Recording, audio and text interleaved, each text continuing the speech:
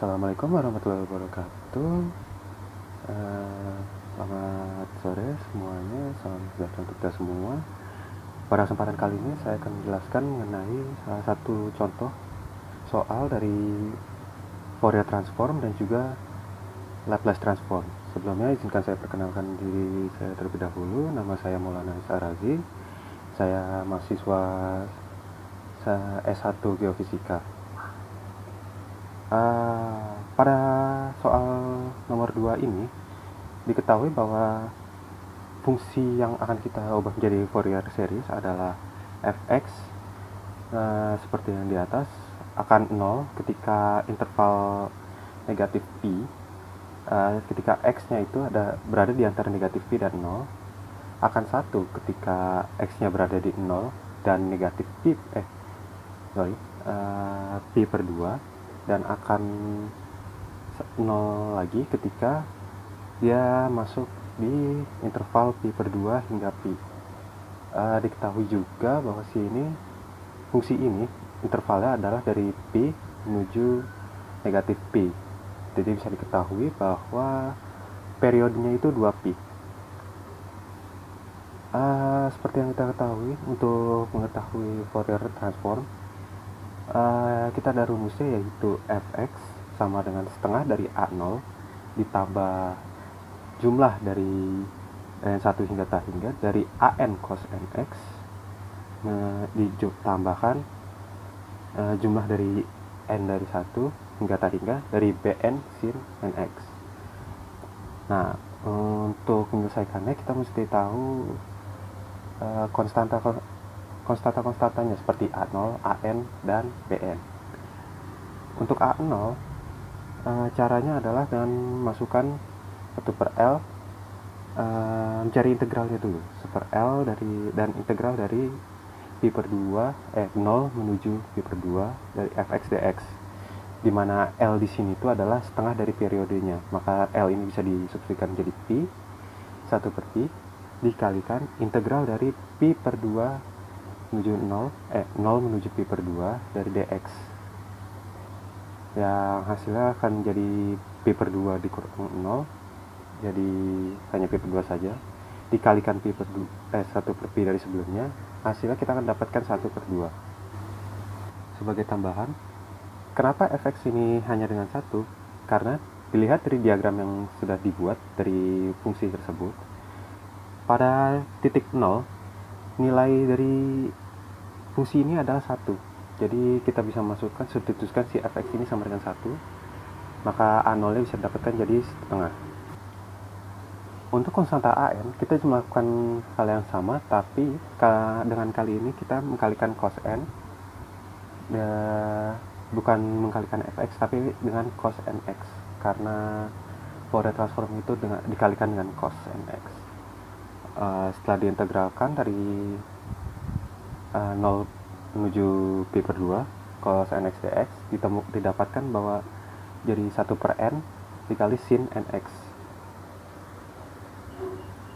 Selanjutnya langsung diintegralkan lagi, x disubstitusikan jadi pi per 2, jadi 1 per n sin n pi per 2.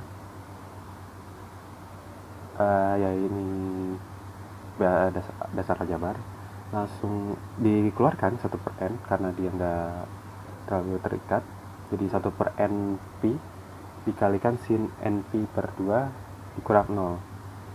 Nah, dari hasil ini ditemukan bahwa ketika n-nya 1, n-nya sejumlah 1, 5, ataupun 7, hasil akhir dari an ini akan menjadi 1 per n kali pi. N-nya tentu diganti jadi 1 atau 5 atau 7, dan dia akan negatif 1 per n pi ketika n sama dengan 3, 9, ataupun 11.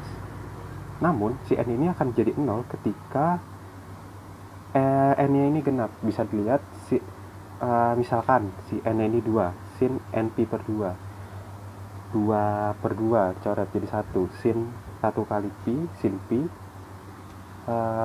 dia akan 0 ketika dikalikan ke 1 per n pi, sama aja 0.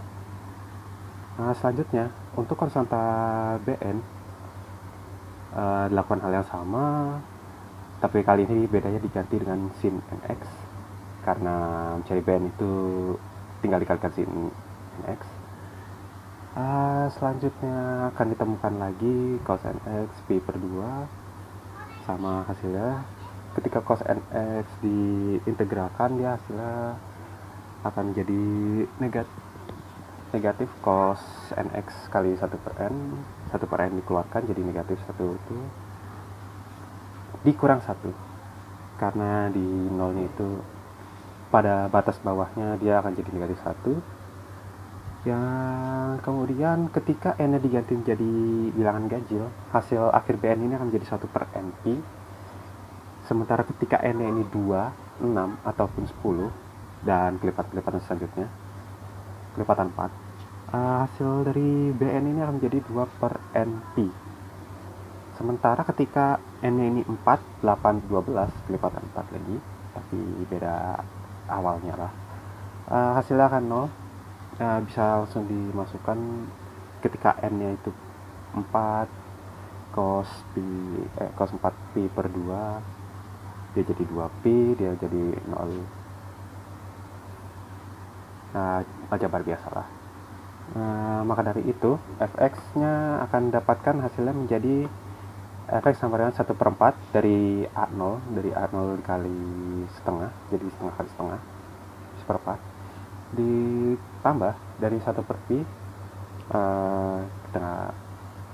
Jadi masing-masing n mesti dihitung dulu lebih dahulu, kalau 0 dibuang saja, hasilnya jadi 1 per pi dikalikan cos x min 1 dikurang cos 3x per 3 ditambah cos 5x per 5 sesuai sama an, hasil an ketika n sama dengan berapanya itu tadi, dan 1 per pi ditambah 1 per pi dikali sin x min 1 dikurang 2 sin 2x per 2 ditambah sin 3x per 3, sama teknisnya sama kayak an tadi yang sebelumnya.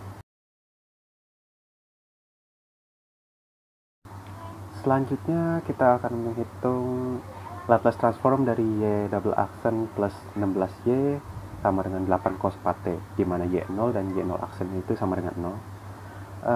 Sudah kita ketahui bahwa Laplace untuk y aksen ini sama dengan p kuadrat y besar dikurang p y0 dikurang y0 aksen.